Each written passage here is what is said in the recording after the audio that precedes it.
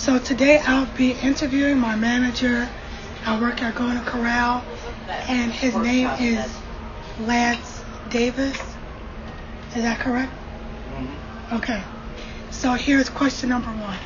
In order for a foodborne illness to be investigated as an outbreak, how many people need to report getting sick? As an outbreak? Yes.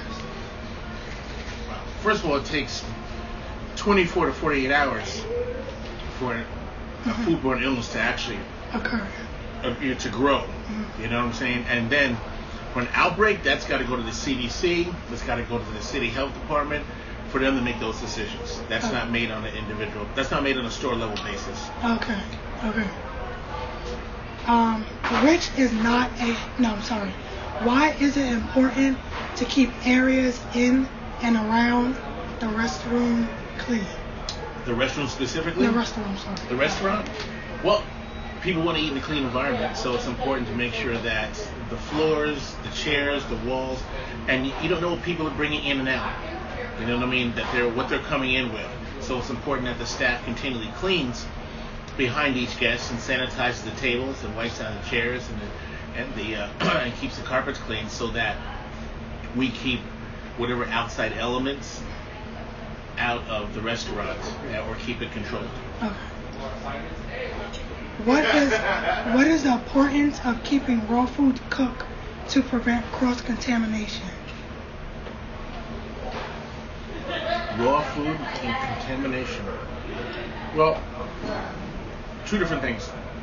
Cross-contamination is when basically you're crossing chicken and beef products, or chicken and fish, or beef and fish, that type of thing. You don't want that to happen.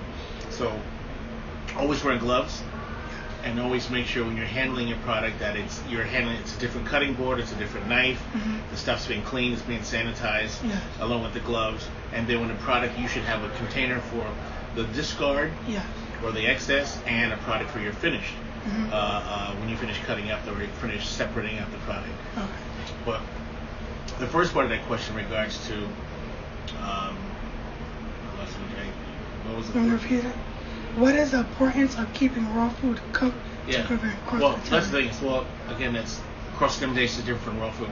Raw food just needs to be handled differently. You know what I'm saying? Yeah. It's got to be the way you store raw chicken, raw beef, raw fish. They're all a little bit different, and they all have their hierarchy and where the product should be at. So chicken's going to be in a low, on the lower rungs because of any kind of salmonella and that type of thing. But that's what's important, is that you handle raw food separately. In our meat rooms, our butchers, all raw meats are in our meat room. It is not in the walk-in refrigerators or walk-in freezers. All raw meat stays in one location. Oh, that's good. I didn't know that. That's right. How do you monitor temperature condition to prevent a food safety hazard? For Golden Corral, we temp foods out on the buffet 4 times a day. There you have it. So we're checking it on every meal period. I'm doing every few hours. So if there's an issue, we can take care of the product right there. Yeah. And everything is either in hot wells or it's iced up. That's it. What type of system or procedure is in place at your restaurant to minimize contamination and prevent food safety hazards? Is that the same question? It's very similar, but the restaurant is divided up into sections. So the bakery is one section. The cold choice, the cold choice, another section. All these salads and that type of thing, and vegetables. And your hot foods are in the main section. So it is separated out. So you're not having that issue of cross-contamination.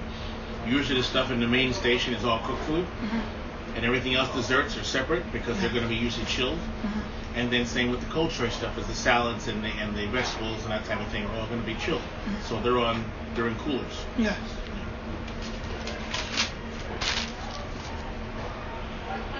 How long are records retained for a procedure for documentation? We do it for like 5 years. 5 years? Wow. That's great.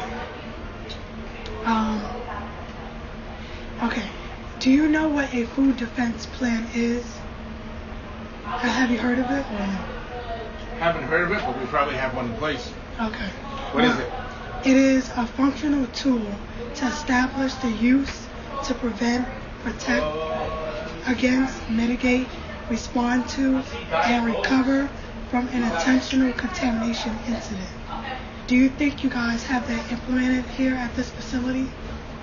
Yeah, that's just regular business. Mm-hmm. It's taking temperatures. It's using gloves. It's cold food is cold, hot food is hot. Mm-hmm. Those are the basic things. Raw food is in one location until it's cooked.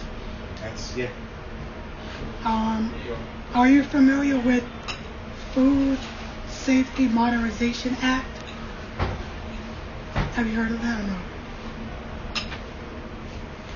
No, but what is it? I could probably tell you. We'll probably do it anyway. What is it? It was an act that was signed by law by President Barack Obama on January 4th, 2011 to regulate the ways food are grown, harvested, and processed. There's no question, just a second. Because we don't grow any food, we don't harvest, we don't do any of that here. Mm-hmm. And how long should it take the FDA to complete each food facility inspection? Oh God, we don't get inspected by the FDA. We're small potatoes in the scheme of things. Oh, okay. FDA is the Federal Drug Administration. That's on a federal level, so it's hard to say how long they take to do their stuff. Okay. Well, I'm done. Thank you. Sure. So. All right.